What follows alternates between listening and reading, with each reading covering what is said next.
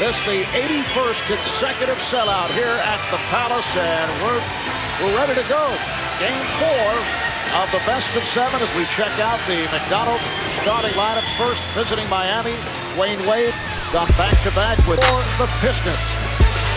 The starting 5, Tayshaun Prince with a solid game 3 up.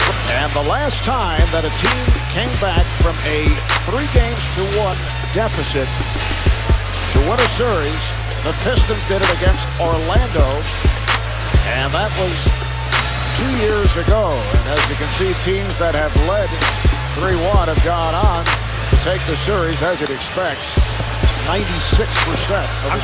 I'm pretty sure that Orlando team did not have Shaq or Dwayne Wade, so that would be a whole different animal having to come back 3-1 against this team, as you said, Doug, with 2 of those games coming in Miami. You know, Steve, I think it's going to be interesting here. We know that Shaq has gotten out of the gate quickly in all 3 games. Is Detroit going to change their defensive strategy? Maybe they'll double team him early, not let him get started, and maybe try to keep Ben Wallace and Rasheed Wallace out of early foul trouble. And I think they're going to try to... Larry Brown said it was very difficult to even sort of talk to him at that point in time. He was so animated after not getting the foul. I remember Chick Hearn used to say, "No blood, no foul," in jest. That was truly the case in that play. There was plenty of blood, but no foul. Wade gives it back. Shot clock at 1. O'Neal went for the rebound. And I think that's where you see Shaq's lack of mobility most. He only had 6 rebounds in the game the other night. That's not Shaq-like at all. Oh, Hamilton going to the left hand as he saw Shaq come out to greet him. And Detroit has a David Jones with a quiet game 3 the other night, stumbling his way and really put it home for the foul. It is on Miami. O'Neal called for the push. Well, Ben Wallace went over to block the shot, and Shaq with a little shove in the back there. And Wallace sets the pick. Prince passed on a 3 and hits the 2. Yeah, I love that. When you're playing early in the game, you haven't gotten a shot off yet. You get to attempt a shot, and we've gone nearly 5 minutes. Here's Shaq, called for steps. That's to me where you see that he doesn't have the normal leg strength. He loses his balance and walks on this play. We saw this happen 2 or 3 times. He starts to come across, and he takes that little baby steps, not sure. Normally, he had all kinds of space. He's mastered that shot. That's the one he hit in the fourth quarter the other night, Steve, to seal the deal. Nice play. Tayshaun Prince to the cutting. Rasheed Wallace to tie the game. And that's what you like to see if you're a Pistons fan. You want to happen with Eddie Jones getting in the lane off those curls. Hamilton, having Rasheed, the shot, and the foul. For Shaq, his second, and a timeout is called with 5:46 to play in this first quarter. The game tied at 11. When you get that ball inside, good things happen. Rip Hamilton with a nice curl. He finds Rasheed, the up and under, the score, and the second foul on Shaq.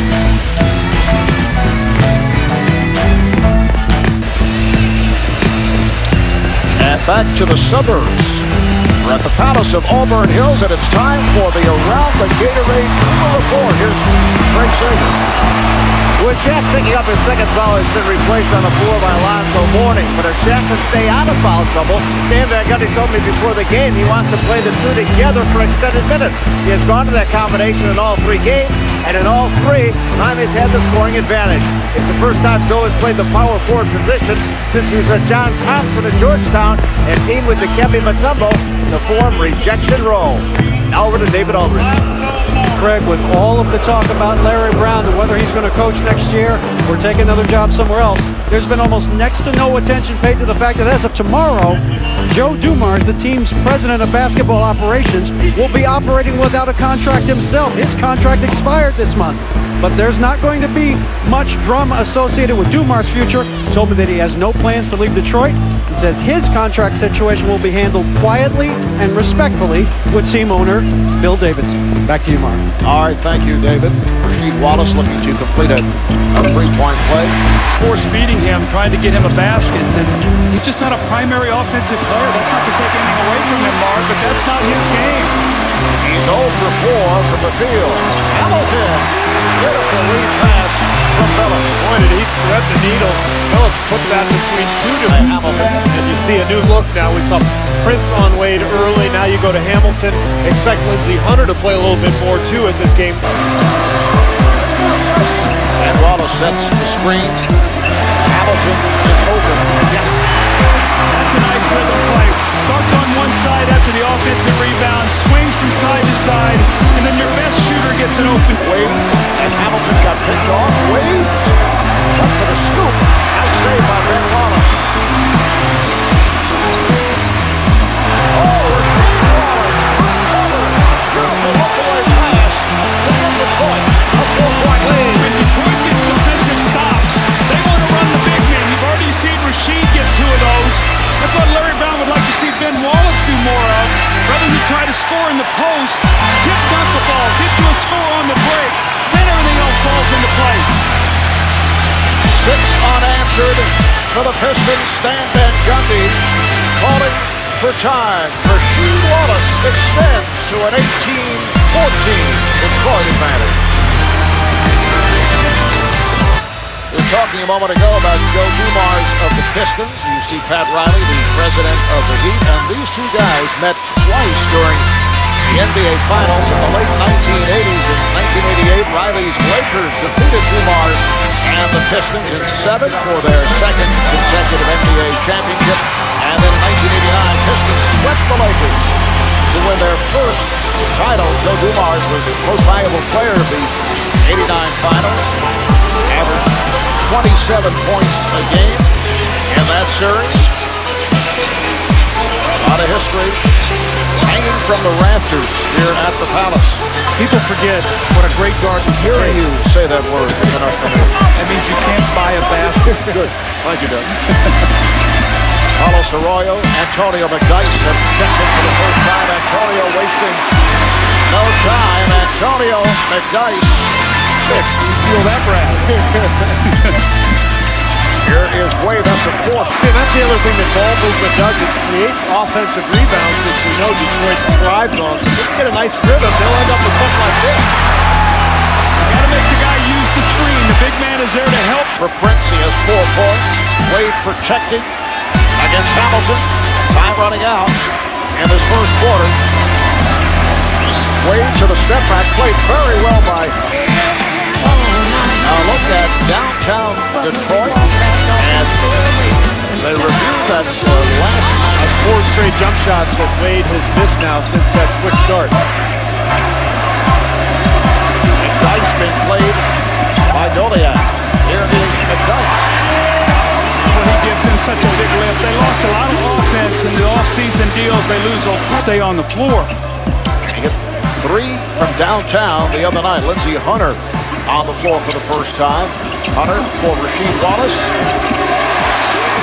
So the Pistons now lead 29-23. Oh, he's got such long. Phoenix staying alive with a victory last night, and then Thursday on TNT, Game 5 between the Pistons and the Heat. Goliath rejected by Rasheed Wallace, and here is Hamilton. Defense creates offense. With the Detroit lead of the night with 2.5 gone by in the second quarter. This is a team that has to refine its defensive identity. They're doing so here early. That leads to the lay-in for Hamilton. Doug Collins, Steve Kerr, Craig Sager, David Aldridge working the sideline. Here's Rasheed Wallace for a deep three. And Rasheed has had the touch in this first half. He now has 12 points. Hamilton and Phillips at the guard. Now wants Campbell to take a shot. And he does. Going Shaq, he's got 2 fouls. He can't pick up his third, and Elvin Campbell is a very... Eddie Jones for 3. Rasheed Wallace ahead of the field. And the Pistons are rolling.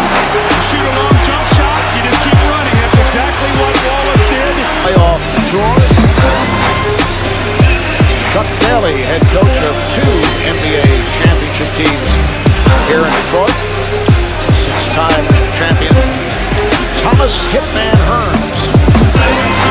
Wide receiver Torrey Holt of the St. Louis Rams. And a fixture at Piston games, Jim Ross. Wouldn't it be great to be able to wear ridiculous-looking hats and look incredibly cool? I mean, I can't wear a baseball cap without looking like a moron. He shows up with the orange hat. I mean, come on, he looks cool. Miami again was looking to set up Shaquille O'Neal, but Wade has missed his last 5 shots. Phillips, Phillips, downtown. 3-7, Detroit. Just under 5 minutes left in the first half.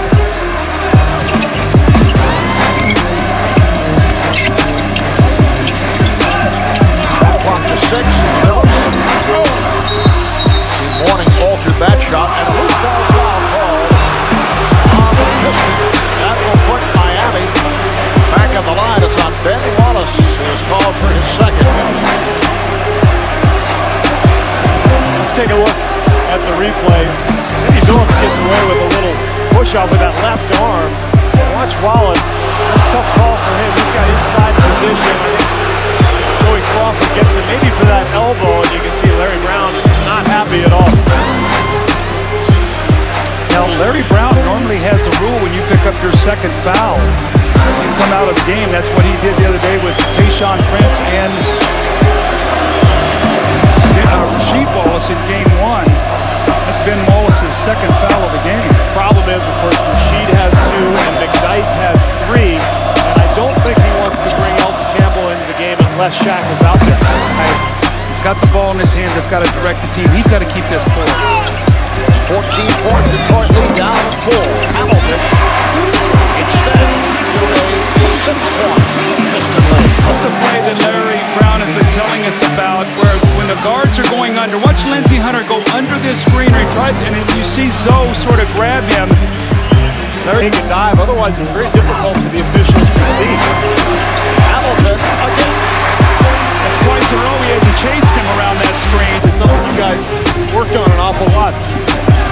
17 for Hamilton. Here is Wade. He's been off. Detroit has done a terrific job defensively on Dwayne Wade.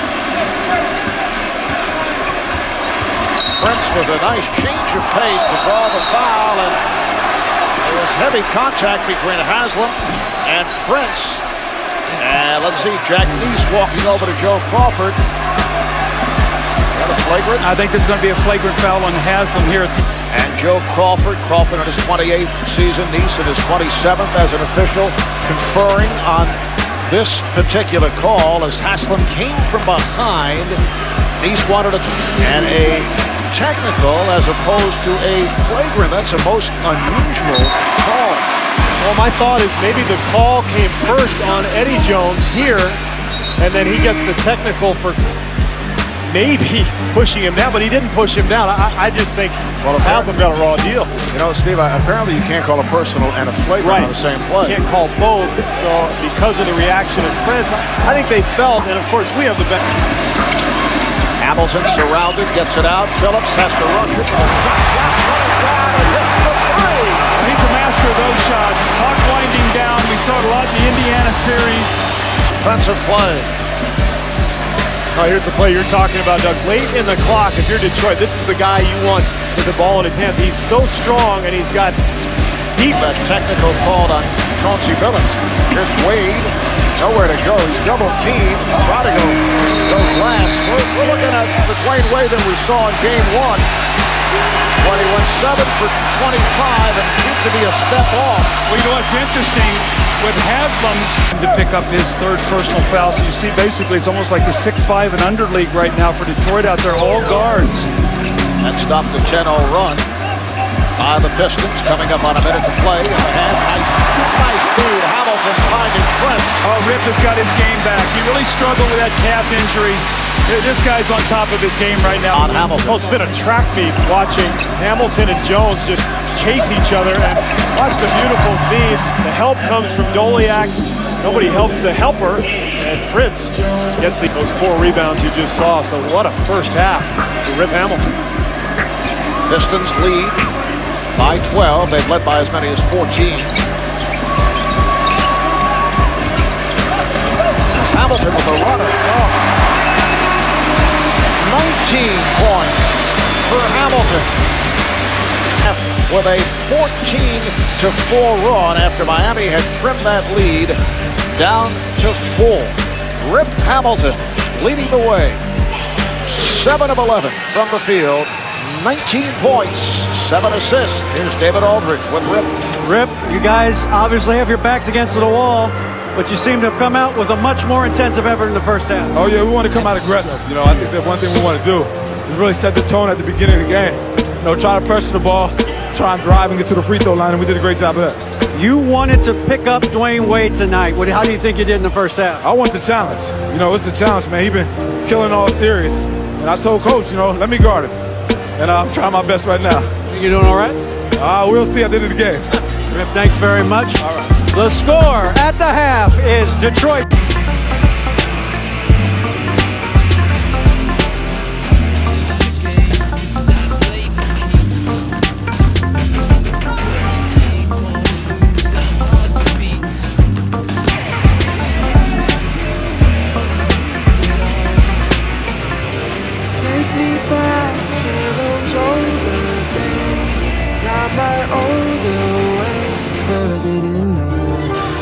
Back in the Palace of Auburn Hills, a 14-point short lead as we head to the second half. Throughout the series, this has been the Pistons' big quarter. So, I mean, Miami cannot let that happen here tonight. They've been plus 16 in the 3 quarters, so they have got to do a good job, Miami, of not letting them run out and get a 16 or 18-point lead. Oh, what a save by Rasheed Wallace with the finish. Tayshaun Prince landing on the Miami bench, and he comes up limping. Absolutely has mastered that shot. You can't play better defense than Rip did on that play. Apparently Prince is all right. Hamilton for Wallace, and then Ben Wallace gets it back. Phillips going glass. 11 points for Phillips, 12 points, Detroit lead. And I think Detroit has to continue to get into the paint. Here's the lead. Clock play. Hamilton comes to the corner, but Prince could not find him. Time running down, Prince gets to it. Here's Prince. Swept by Ben Wallace. And they get the new clock. That's the things that Ben Wallace does for this team. Those kind of plays, just that rebound, the crowd, the reaction to him going up and snatching that ball, and what it does to get Rip Hamilton a wide open shot. So second shots lead to Rip Hamilton. Time try to even it up at 2. O'Neal came up short. Here's Shaq on the follow. Will not count. It's a traveling violation. It was very interesting in the off day. Elton Campbell basically admitted to the press that he tries to foul Shaq every time. You see him banging on him. Doesn't look like he creates a foul, but Shaq picks up the loose ball, definitely walks. But Piston lead. Here's Wade. Gives it up. Haslam. Good second effort by Ben Wallace. And you heard Craig Sager talk at halftime. He said Stan Van Gundy is not content with wanting to get a split. He wants to get this game tonight to go to a 3-1 lead. And Miami right now have that normal lift in his legs. And Wallace. Nice setup from Rip Hamilton.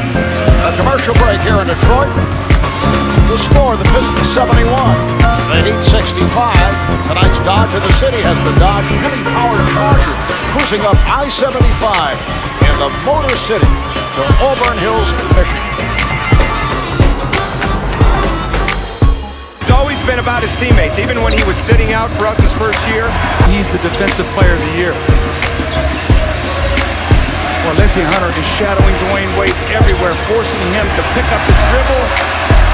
Somehow Wade was able to recover to force the shot. He thought he was fouled, and then he gets the foul.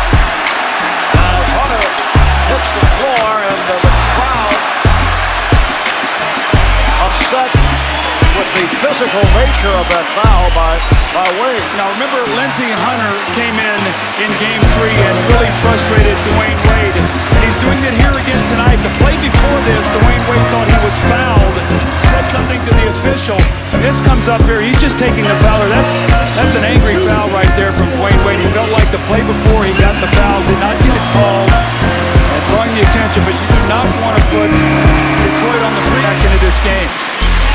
Van Gundy looking to calm down Dwayne Wade over at the sideline. Only his first foul, but as you say, that was an aggressive building was way off.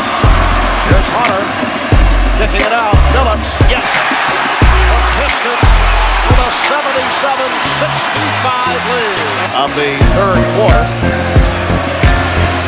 Prince kicks it out to Wallace, and Wallace trying to change it up, and then Prince evidence of hurt on the follow. 17. Eddie Jones very physical on Tayshaun Prince. It comes. The foul. The crowd was calling for a foul at the start of that possession by Prince, and now Prince will go to the line looking for a three-point play. A deceptively strong player. He got his shoulder into Eddie Jones, got him back on his eye fake. A lot of players will just kind of do that head fake, show the ball, and that's what they'll go for. Pistons lead by 10.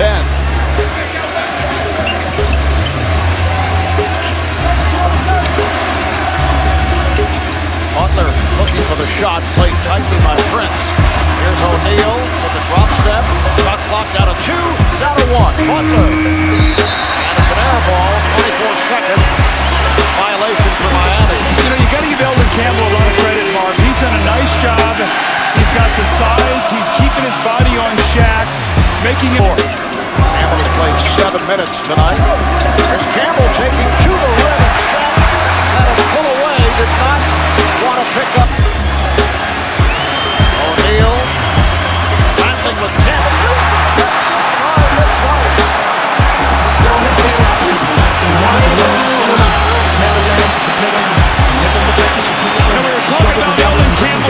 Coming back in a trade, the great job blocked by McDyess. Looking sort of like your big brother going away to college and finally coming back home again. That's the kind of respect he has on his team.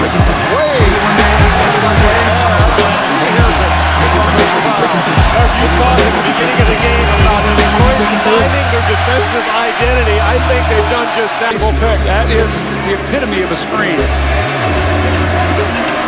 Prince, yes. Mr. Consistency.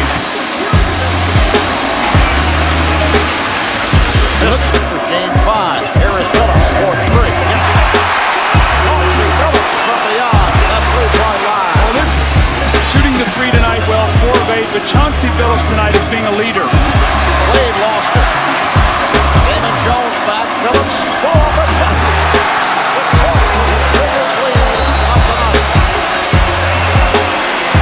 Miami calls for time.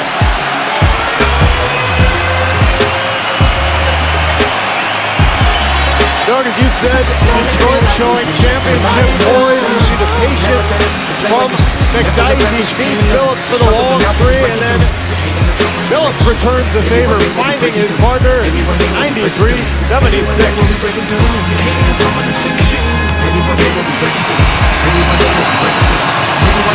It has been an explosive night for the Pistons. High-point combination of Rip Hamilton and Chauncey Phillips, and there's been a storied history of stellar backcourts here in Detroit over the last 35 years. Dave Bing and Jimmy Walker combining from 1967 to 72. Isaiah Thomas and Joe Dumars played together from 85 to 94, winning a couple of NBA championships, and now it's Hamilton and Phillips, who have been together since 2002, and they won it by 15 in the midst of a 14-6 run. Here is Wade, and that shot has been off. The reset. Hamilton had it knocked away.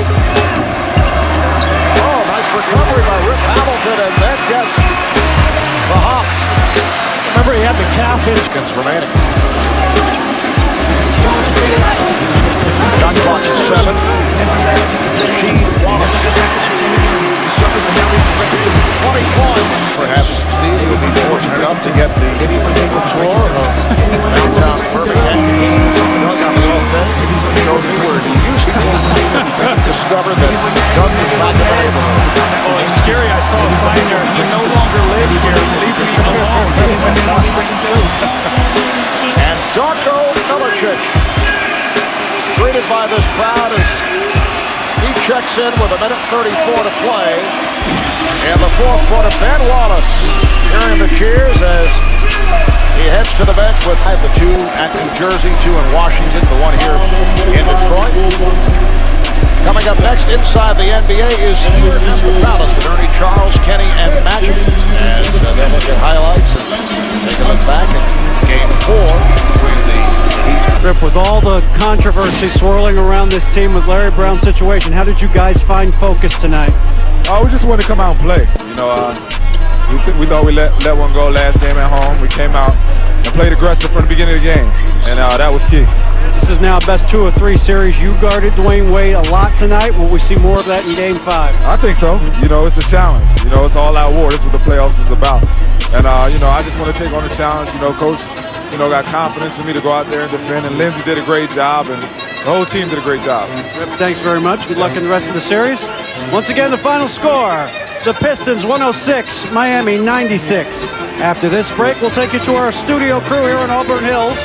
EJ and the gang are standing by with all the post-game analysis and reaction on Inside the NBA, presented by Hyundai.